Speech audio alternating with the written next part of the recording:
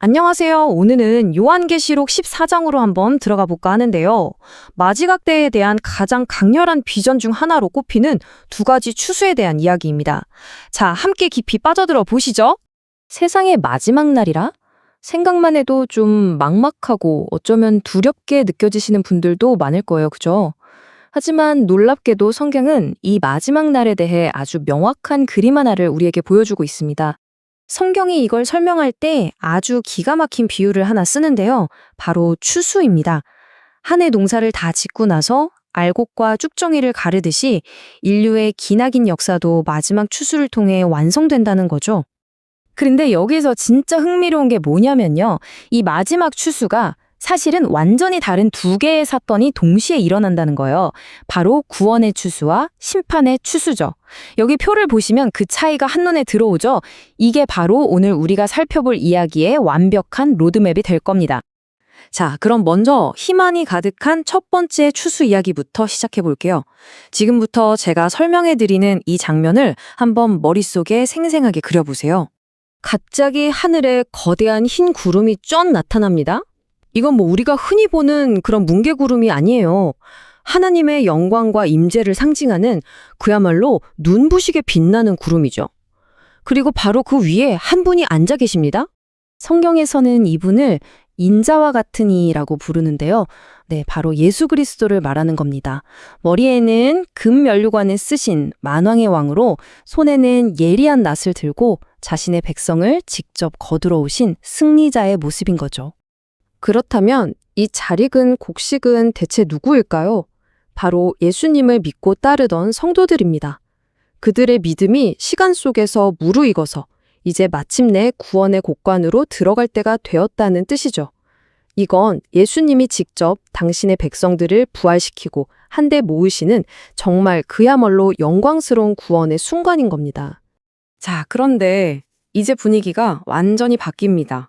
성경은 이 희망찬 장면 바로 뒤에 정말 믿기지 않을 정도로 엄숙하고 솔직히 좀 무섭기까지 한 두 번째 추수 장면을 보여주거든요.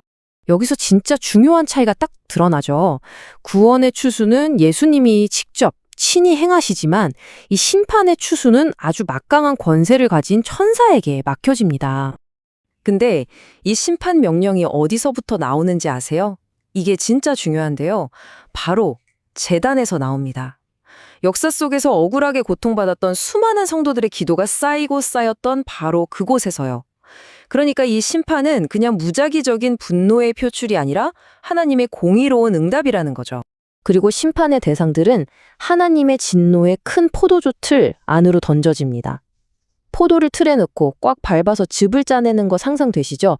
바로 그것처럼 죄악이 가득 익은 자들이 하나님의 공의로운 심판을 받게 될 장소를 상징하는 아주 강력하고도 무서운 이미지입니다. 이 포도주 틀이 성 밖에서 밟힌다는 점도 아주 중요합니다. 여기서 성은 거룩한 도시, 새 예루살렘, 즉 하나님의 백성들이 거하는 곳을 의미하거든요. 이건 뭐 의미하냐면 불의한 자들은 하나님과 그분의 백성으로부터 영원히 완전히 분리된다는 걸 상징적으로 보여주는 거예요. 그리고 그 심판의 규모가 정말 상상을 초월합니다. 포도주 틀에서 흘러나온 피가 말의 굴레, 그러니까 말의 목에 거는 고삐까지 차오르고요. 그 길이가 무려 1600 스타디온에 이른다고 합니다. 이게 어느 정도냐면 약 300km, 거의 서울에서 부산까지의 거리랑 맞먹는 거예요. 이 묘사는 마지막 심판이 얼마나 철저하고 완전하게 이루어지는지를 보여주는 거죠. 자, 그럼 이제 아마 가장 궁금한 질문이 남았을 겁니다. 도대체 왜 어떤 사람은 구원의 알곡이 되고 어떤 사람은 심판의 포도가 되는 걸까요? 그 이유를 알기 위해선 성경 전체를 꿰뚫는 하나의 큰 그림을 볼 필요가 있습니다. 성경 전체를 꿰뚫는 하나의 거대한 원칙이 있는데요. 이걸 구속사적 관점이라고 부릅니다. 이게 말이 좀 어려워 보이죠? 구속사적 관점. 근데 사실 알고 보면 정말 간단한 개념이에요. 성경 66권을 그냥 제각각의 다른 이야기 모음집이 아니라 하나님의 위대한 구원 계획이라는 단 하나의 거대한 스토리로 읽는 방식입니다. 이 위대한 구원의 스토리는 크게 4단계로 볼 수 있어요. 하나님이 만드신 완벽했던 창조, 인간의 죄로 망가져버린 타락, 예수님을 통해 회복의 길이 열린 구속, 그리고 오늘 우리가 보고 있는 이 두 가지 추수는 바로 이 모든 이야기의 최종 결말, 완성에 해당합니다.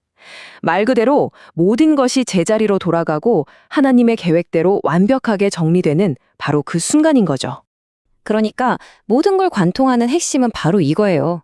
어떤 사람은 구원의 알곡으로 또 어떤 사람은 심판의 포도로 가게 되는 그 결정적인 분기점. 그건 바로 예수님의 십자가입니다. 멸망할 수밖에 없었던 우리를 위해 하나님이 자기 아들을 내어주셨다는 그 엄청난 사랑. 바로 이 사실, 이걸 믿고 받아들이느냐 아니면 거부하느냐. 여기서 우리의 영원한 운명이 갈리는 겁니다. 자, 이렇게 거대하고 장엄한 우주의 역사가 결국에는 딱 하나의 질문으로 돌아오게 됩니다. 바로 나 자신에게 묻는 질문이죠. 그렇다면 나는 어떤 열매인가? 결국 요한계시록의 메시지는 저 먼 미래에 있을 어떤 무서운 이야기가 아니라는 거예요. 이건 바로 오늘, 지금 이 순간 우리가 예수님의 그 희생 앞에 어떻게 반응해야 하는지에 대한 이야기입니다.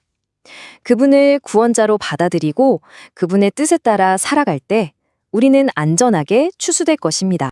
오늘 이 말씀을 들으신 여러분은 어떤 열매로 익어가고 싶으신가요? 구원의 곳간에 들어갈 귀한 알곡인가요? 아니면 진노의 포도주 틀에 던져질 포도송이인가요? 여러분의 생각과 다짐을 댓글로 한번 나눠주세요. 앞으로도 이런 깊이 있는 이야기들을 계속해서 함께 나누고 싶으시다면 구독과 알림 설정으로 저희와 계속 함께 해주세요.